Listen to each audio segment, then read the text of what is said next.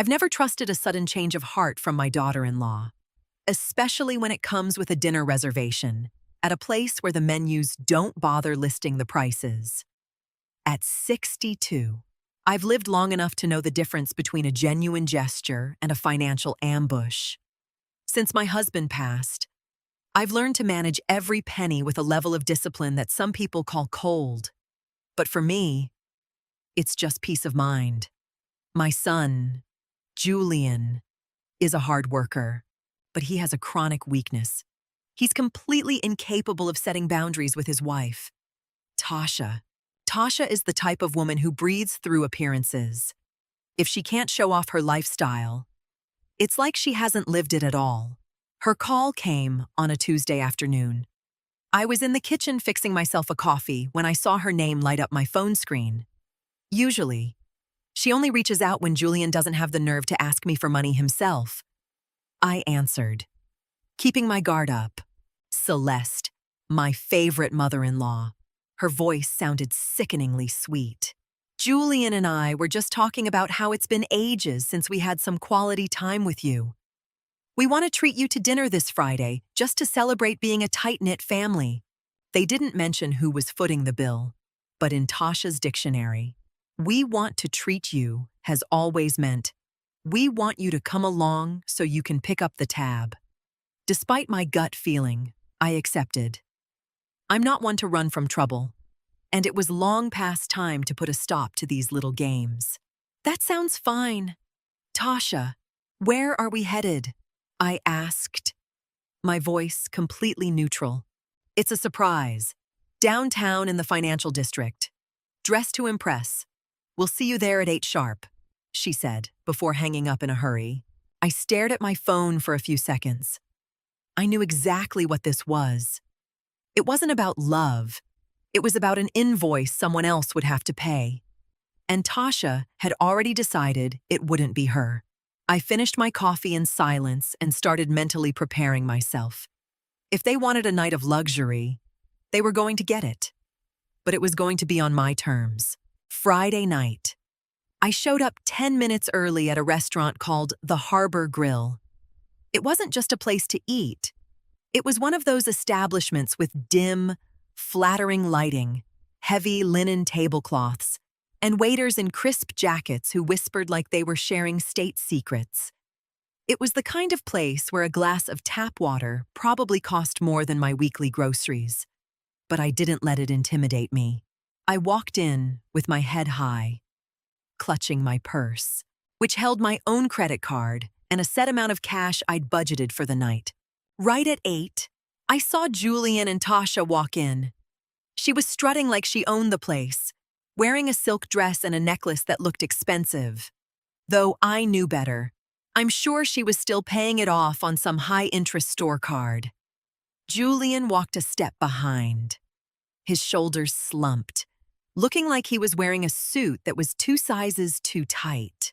Celeste, so glad you're here, Tasha chirped, giving me a fake air kiss by my cheek. She turned to the host with a haughty flick of her hair. Reservation for the Thorn Party. The best table you have, please. They led us to a spacious booth with a view of the city skyline.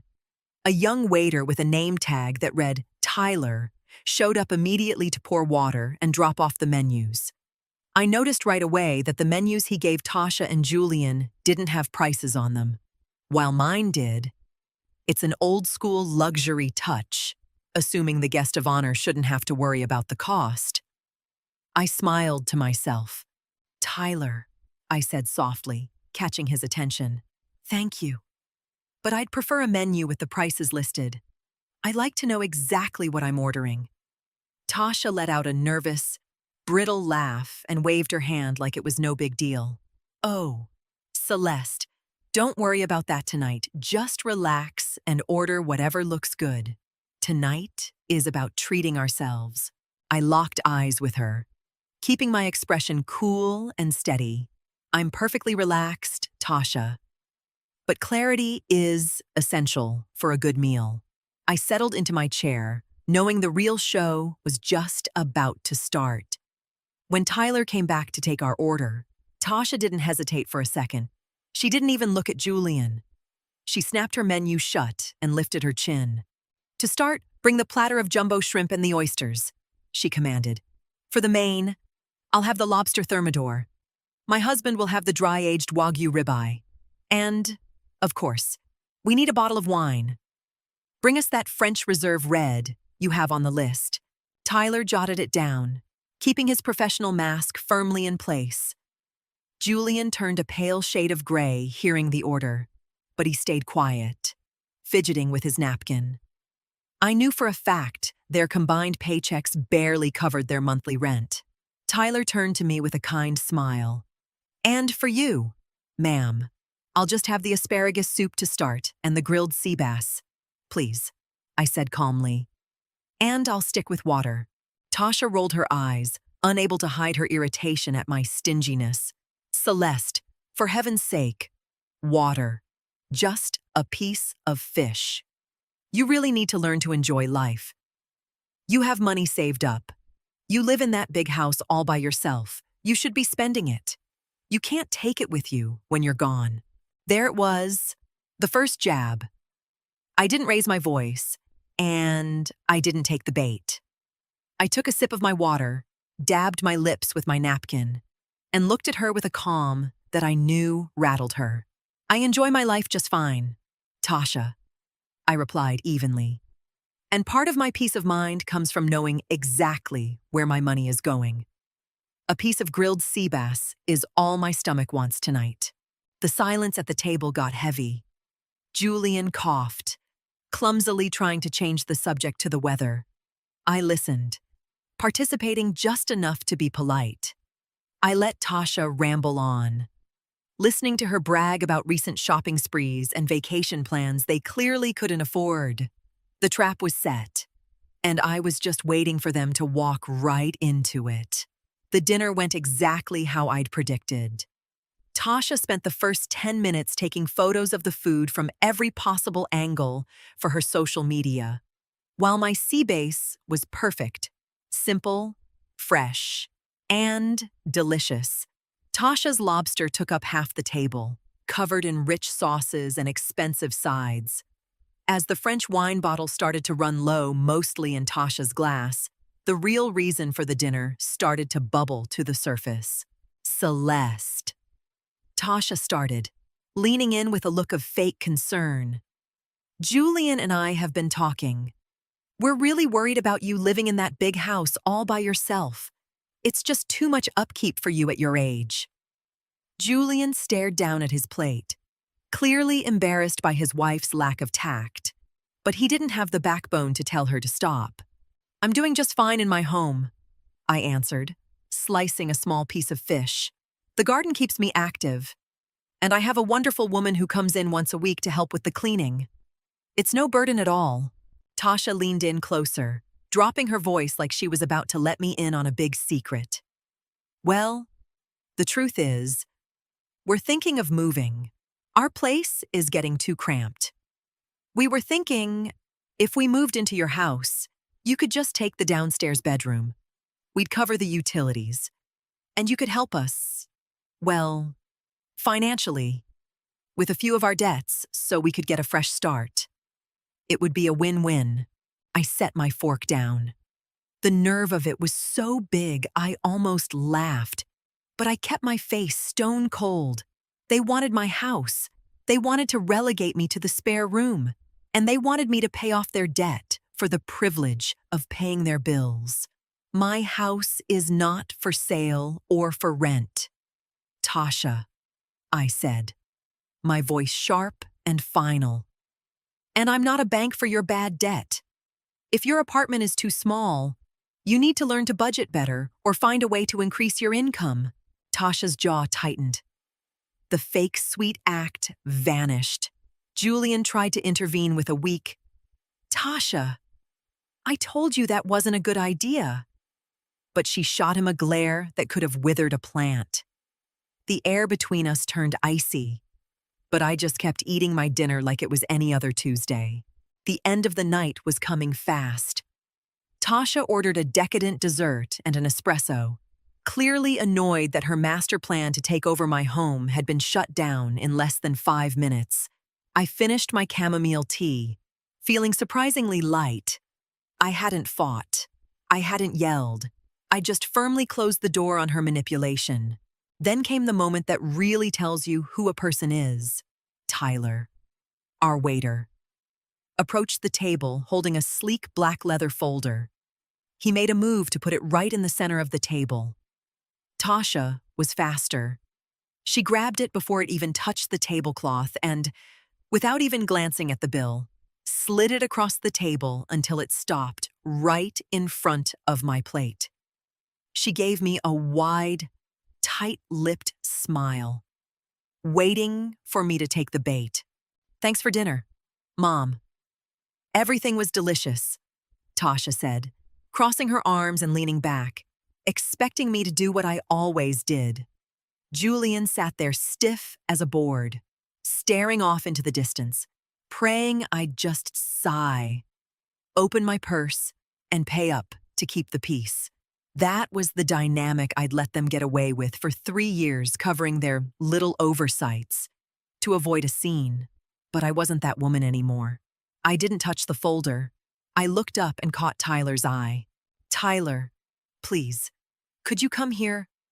I asked, my voice calm but firm. When he came over, I nodded toward the black folder. "Separate checks, please.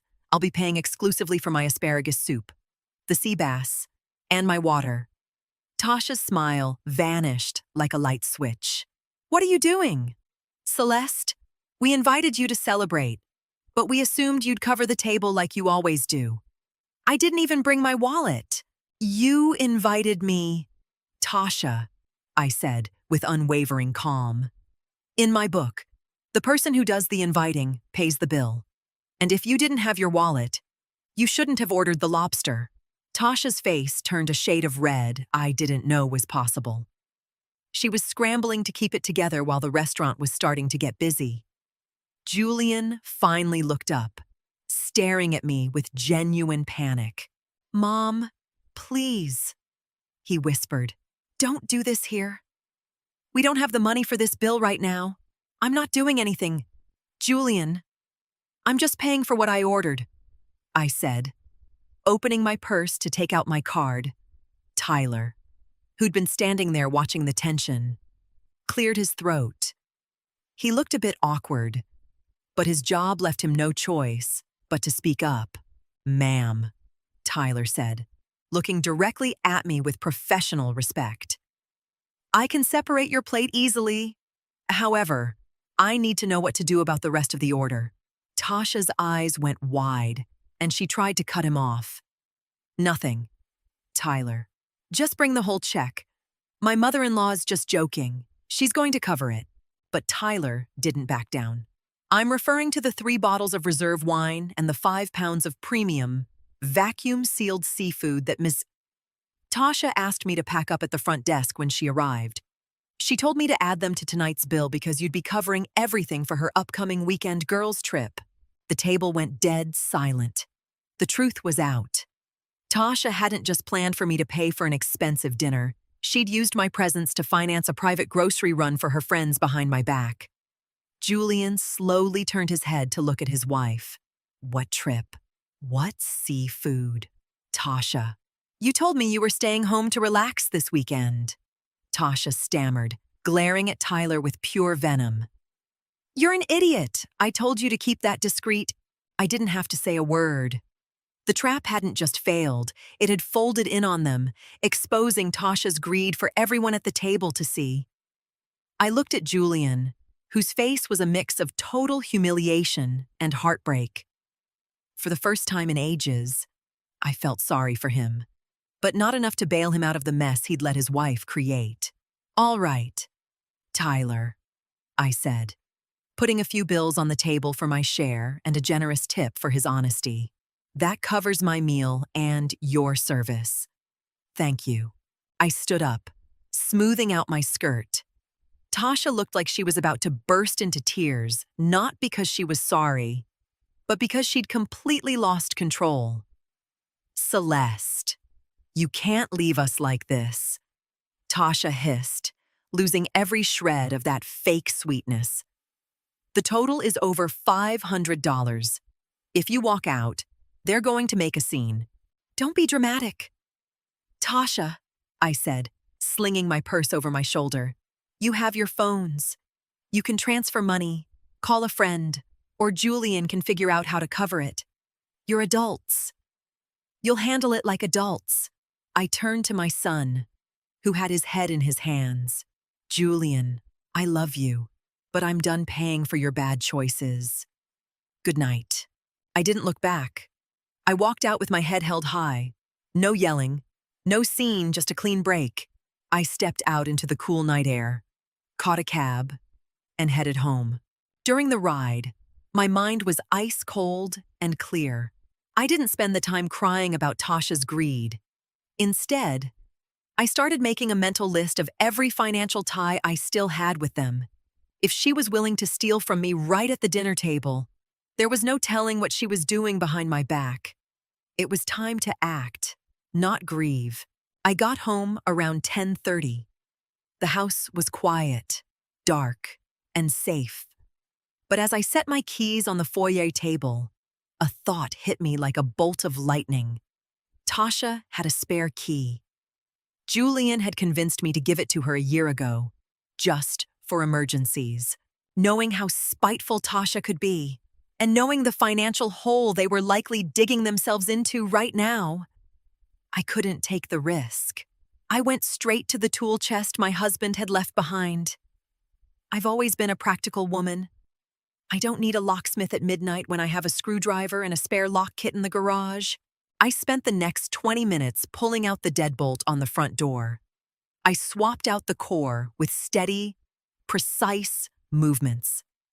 I did the same to the back door, replacing them with new locks I'd had in storage.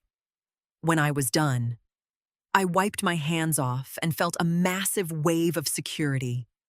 My home was a fortress again. Then, I sat on the couch with my tablet. I logged into my bank account. 2 years ago, I'd given Julian an authorized user credit card for emergencies and groceries. Looking at the recent transactions, I saw charges for fancy salons and high-end clothing boutiques all under Tasha's name. With 3 clicks, I canceled that card for good. The family ATM was officially closed for business. I didn't feel an ounce of guilt, just a deep, calm satisfaction that I was finally protecting the life I'd worked so hard to build. I slept like a baby that night, knowing that whatever chaos was coming their way, I was ready. The phone rang at 9 o'clock sharp the next morning. I set my tea down on the kitchen table and answered. It was Julian. "Mom," he said, his voice raspy. He clearly hadn't slept a wink. "We had to drain our entire savings to pay that restaurant tab. Tasha is falling apart. She says you humiliated her on purpose. And to make it worse, we just went to get breakfast. And your card got declined. The bank says it's been canceled. There was no apology for the travel scam. No apology for using me. Just complaining. It's canceled. Julian," I said in my usual calm, direct tone. Just like the family cell phone plan I was paying for. "I took the liberty of removing your lines this morning. You'll need to set up your own service today." "What, Mom? You're cutting us off. We're your family." In the background, I could hear Tasha screaming something unintelligible, clearly losing her mind. "I'm your mother, Julian, not your employer and not a bailout fund," I said firmly. "You two have jobs. If Tasha has the money for fancy lobster and wine for her friends, she has the money for her own credit card and her own cell phone. And one more thing, I changed the locks last night. Your key won't work anymore." The line went dead quiet. The weight of my actions was finally hitting home. There was no way to argue with the facts. There was no drama Tasha could use to play the victim because I wasn't fighting back. I just turned off the faucet. "Mom, Julian started to choke out, sounding truly defeated. "I love you, son." I interrupted gently. When you're ready to visit me alone, just to have coffee and talk as mother and son, my door is always open. Have a good weekend. I hung up before Tasha could snatch the phone to start hurling insults. It's been 4 months since that night at the Harbor Grill. The first few weeks were tense. Tasha actually showed up at the house one afternoon, probably trying to confront me. But when her key didn't turn in the lock, she spent 10 minutes banging on the door and ringing the bell. I watched from my upstairs window, but I didn't open it. She eventually gave up and stomped off. I didn't need to call anyone or make a scene. My silence and the new deadbolts did all the talking for me. Financially, my life is so much better. That money that used to vanish into thin air every month now goes toward fixing up my garden and treating myself to nice meals with my own friends. And guess what? I always ask for my own check. It took Julian a couple of months to really get it. When he finally came to visit, he came alone. He looked a bit thinner, maybe a little worn out from having to handle the real cost of Tasha's lifestyle without my help. But there was a new respect in his eyes. He didn't mention Tasha, and I didn't ask.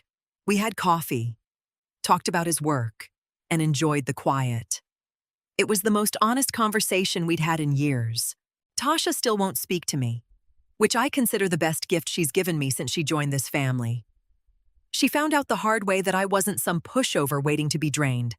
I'm a woman who knows exactly where her lines are drawn. At 62, I've rediscovered that my home is truly my castle. I didn't need lawyers or elaborate revenge plots. I just needed to remember that the power over my life, my keys, and my money was always in my own hands. And sometimes, the most powerful thing a woman can say to get her peace back is a simple, quiet, no.